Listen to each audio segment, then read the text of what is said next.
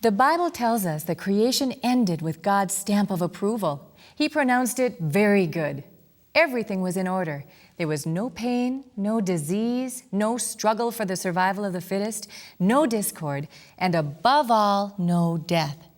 Between God and man, there was a unique relationship, a fellowship, a friendship. Eden was the perfect place to live. Everything was very good. But today, we have pain and disease, and only the fittest survive. At times, we wish that verbal discord was our only problem, but instead, at any given time, the tyranny of war dominates in many parts of the world. Everything runs down, breaks down, or wears out. From every corner of the animal kingdom to all mankind, life involves perpetual struggle. The world is not a very good place. So, what happened? It all goes back to the Garden of Eden. The Bible says of Lucifer, "You were in Eden, the garden of God. Every precious stone adorned you." Lucifer, you'll remember, was the most powerful spirit God created. His name means morning star. He belonged to the angelic order called cherubim and was selected, anointed by God for special responsibilities that took him into God's presence. You were anointed as a guardian. You were on the holy mount of God. Lucifer was perfect. He is described as having incredible beauty and wisdom. You were blameless in your ways from the day you were created. You were the model of perfection, full of wisdom and perfect in beauty. Although Lucifer was the most powerful angel, there's no direct indication that he ruled the other spirit beings. Now, when the next event in history occurred is open to debate. It probably took place sometime soon after creation was completed. There may be a difference of opinion over when, but what happened is very clear. The Bible says Lucifer became proud. His beauty and his power went to his head, so to speak. With pride came ambition. 5 times Lucifer said, "I will." Now, a whole study could be done on these "I wills," but in brief, it's enough to understand that Lucifer wanted to stage a celestial revolt. O morning star, son of the dawn, you said in your heart, "I will ascend to heaven. I will raise my throne above the stars of God. I will sit enthroned on the Mount of Assembly, on the utmost heights of the sacred mountain. I will ascend above the tops of the clouds. I will make myself like the Most High." Not only did Lucifer want to take over heaven, but he was resolved to be like the Most High. Lucifer was determined to lead a coup d'etat to replace God with himself. Then he would be the leaders of all the angels, stars of God, and the universe would be his to rule. Lucifer's heart was bursting with proudful ambition.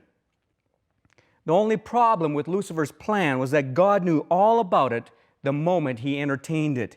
God is all-knowing, and these thoughts did not escape him. The Bible says God hates pride. It's the first on the list of things he detests. He calls it sin. These 6 things the Lord hates. Yes, 7 are an abomination to him. A proud look.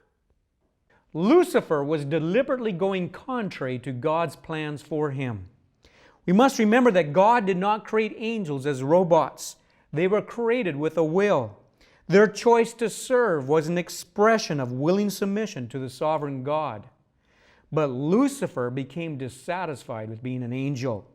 He had something bigger, something better in mind. He became proud and he chose to rebel. Lucifer despised both his design and his designer. The dictionary says that to despise means to regard with contempt, to look down upon, to dislike intensely, to loathe. Whatever the case is, God called Lucifer's attitude sin.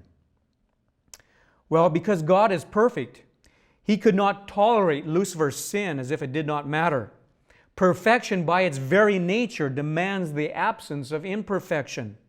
And we're going to see this truth repeatedly as we go through the Bible.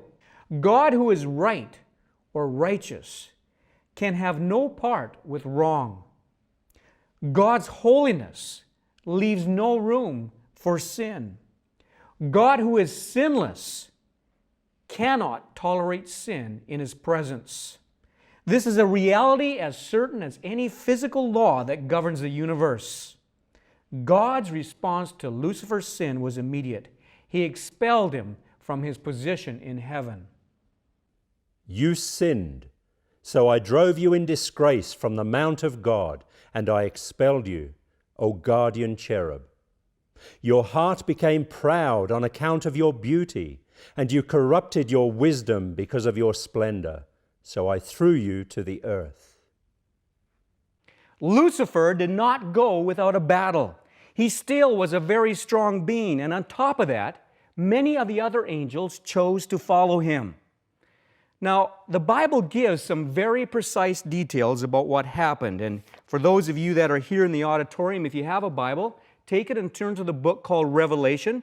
It's the last book in the Bible, and we'll look at chapter 12, verse 3. Chapter 12, verse 3. It says, "Then another sign appeared in heaven, an enormous red dragon." Now that's the question we got to ask ourselves. Who is this red dragon? It says, "His tail," that's the dragon's tail, "swept a third of the stars out of the sky and flung them to the earth." Now we got to ask ourselves, who are the stars? Well, let's go on down to verse 7. "And there was war in heaven. Michael and his angels fought against the dragon and his angels." There's what the stars are, they're angels. "The dragon and his angels fought back. But he was not strong enough, and they lost their place in heaven." Now, the great dragon was hurled down. We're about to find out who that is. That ancient serpent called the devil or Satan, who leads the whole world astray. He was hurled to the earth, and his angels with him. So we see there that the devil and his angels were hurled to the earth. The text clearly indicates that 1/3 of the angels followed Lucifer. Lucifer became known by other names, the devil or Satan. Just as God has names that reveal attributes about His character, so does Satan. Satan means adversary or enemy. The name devil means false accuser or slanderer. The angels that followed Satan in his rebellion were now called demons or evil spirits. Now, when God cast the devil and his demons from heaven, it was only the first phase in judging these rebellious spirits. The Bible says that God has a place of final punishment and eternal fire prepared for the devil and his angels. this location is commonly referred to as the lake of fire. You've often seen cartoons depicting Satan and his demons standing waist deep in flames, conniving and plotting mischief. However, the Bible tells us that Satan is not yet there. He was cast out of heaven, but not into the lake of fire. Later, after many events involving him and his demons, Satan will be forever confined to this place of punishment. Referring to that future time, the Bible says, "The devil who deceived them was cast into the lake of fire, and they will be tormented day and night forever and ever." Paul, this lake of fire that John just mentioned, do people ask if that's the same place as hell? Actually, they do. Now, John's going to be touching on this more a little bit later on, so it's probably best just to wait until then. But this is a good reminder, though. It's a reminder that the Bible clearly teaches that the lake of fire was prepared for Satan and for his angels. That is a good reminder.